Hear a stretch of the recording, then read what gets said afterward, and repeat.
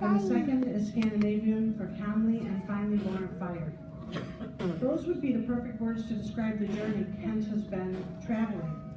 From high school dropout to working on his bachelor's for 40 under 40 recipients, the ambitions keep piling up for this awesome speaker. His motto is, using yesterday as fuel today for tomorrow's destination. Ladies and gentlemen, please welcome Kent.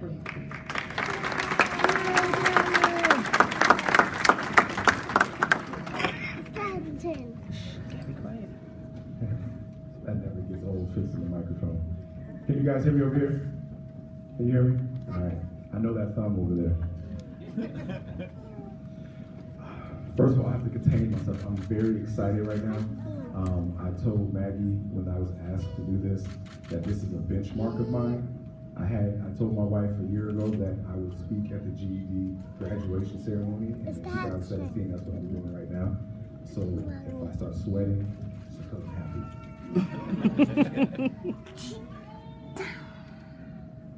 Mom, give me a hug. It is a pleasure and an honor to stand before you. I would like to thank the faculty, the staff, Margaret Wolf, Greg Beglau, Liz East, and the students of the Kankakee Community College's Adult and Community Education Program for allowing me to stand before you on this evening. I thank my beautiful wife for allowing me to miss work today to do what I do most, talk. You guys laugh kind of hard now. I would like to pay homage to my late mother, Linda Brown, my father, Joseph Brown, and the woman that raised me, my mother, the late Addie Wade. I would like to share a recent growth in respect, admiration, a tad bit jealousy, and a little bit more understanding of zombies. Yes, I knew somebody would agree with me. Yes, I said zombies. The reason why I'm mentioning zombies is because when you think of the word ambition, which definition is a determination that requires hard work and ethics to get done. Why did I use zombies as an example to exemplify ambition? Is because no matter what comes in their path, they are going to follow that hunger for brains. Yes. If you do not know what a zombie is an undead living object, I would say, that feeds on brains. I know that's quite disgusting to discuss here at a graduation. However, I want to point out, no matter how disgusting, how turned off you may be about zombies, zombies are going to do whatever it takes with hard work, determination, to achieve the accomplishment that they're looking to undertake. We are here to celebrate hard work and determination here tonight by young people who can do something that in spite of the gloriousness, the awesomeness of zombies cannot do, which is grow. The individuals before me have taken a path that many people cannot do. Because zombies, despite their hunger and the determination, they are dead in the mind. And a dead-minded person who is living does not grow. Graduates, as you move forward from this moment, I need you to do one thing. I need you to grow like plants. Yes, plants. Plants undergo a certain process called photosynthesis. Is there anyone in the room that can tell me what photosynthesis is? I'm so serious. You know what it is? You look so excited. You like that student? What is photosynthesis? Photosynthesis is the cycle of... He said photosynthesis is the cycle of the plant. Can we clap it up for her for raising her hand? To do that? And she's correct. It's a process in which plants create food for themselves and they begin to grow. That's what photosynthesis is. However, one day while I was studying, something came to my mind and I realized that humans go through our own form of photosynthesis. It's a photosynthesis where we feed our goals and our dreams to make sure that they grow and that they're nurtured. And so for a brief moment, I'd like to share 5 concepts that humans and plants undergo as they begin to grow. The first thing, in order for a plant to grow, it must have soil, which is foundation. You plant the seed into the soil, that's the beginning part of growth. Just like your destination, from here, you have a foundation. you have a beginning A point. baby. Every individual in this room has a foundation. It's where you come from. It's what value systems you hold from your family. And there's a process called pollination that the wind carries the seed and it carries it somewhere else. And in your life, the wind blew you to KCC in hopes that you will grow. My own foundation begins here at KCC, for I am a GED recipient as well. My excitement is so hard to contain right now because I also received my GED, but I neglected to come to my graduation. Look at her. I thought I didn't need it. I thought it wasn't important. And as I stand here at 30 years old, and I received my GED in 2005, 12 years later, I am envious of the fact that you guys took the opportunity and embraced the moment to come out and celebrate something that you did, something that you accomplished. This is a beginning point. The second part of photosynthesis is the sun, the heat that causes the things inside of the plant to boil, to bake, similar to a cake. You can take your grandma's favorite recipe, whip it up real good, put it in the oven, but if you do not start the oven, it does not bake. The pressures of life from this moment on are going to cause you to rise to different occasions. There's going to be issues. After I got my GED, I thought it would be easy. However, 12 years later, I'm now a husband, a father, I have 2 jobs, and I'm working on my bachelor's. It is harder later than it is right now. But this moment is a foundation for you to rise to that occasion. Accept the pressures, accept the heat. And that leads me to the third point, which is water. You water a plant, it grows. Without water, it dries up. You will bleed, you will cry, and you will sweat to get the goals conquered that you have on your journey. Where's the bed? From GED to PhD is my journey, and I do not like school. It took me 30 years to realize I do not like school. However, for my growth and my development, for my beautiful daughter behind you, I have to go through a process to make sure that I can make sure her needs are met and her means are met. And make sure that my children understand that your education is important. The fourth point is carbon dioxide. With carbon dioxide, if you close off every avenue of oxygen in this room, filled it up with carbon dioxide, what would happen? They know this for a fact. We will die. However, if you put plants in this room, they will grow abundantly. Plants take something that we cannot take, and they use it as fuel to grow. In your journey, you have met people, friends, family, lovers, people that you met on your journey. And some people are meant for a moment. Some situations are meant for a moment to help you grow.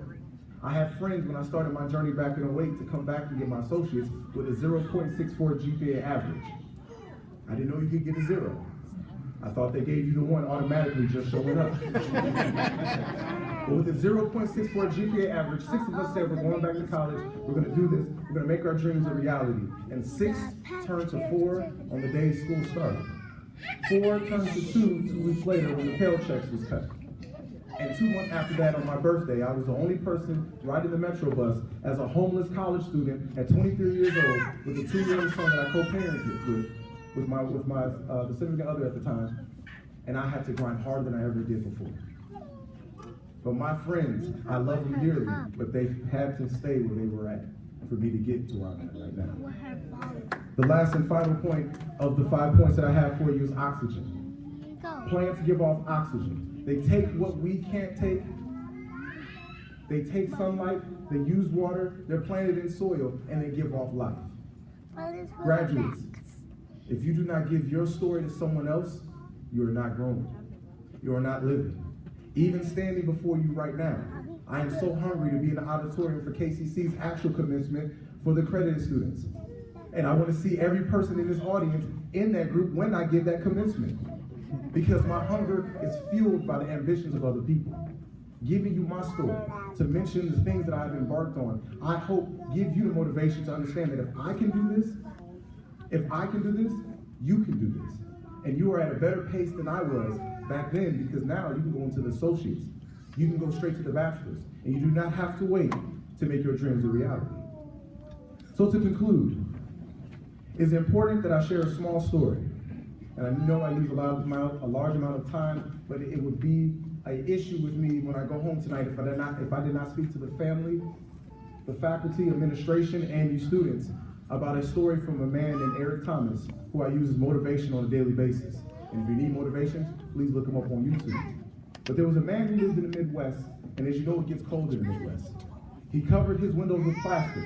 And those of you who, like my family, we couldn't afford the high electricity bill, we had to cover it with plastic. One spring, he took somebody nodded like, yeah, we did that too.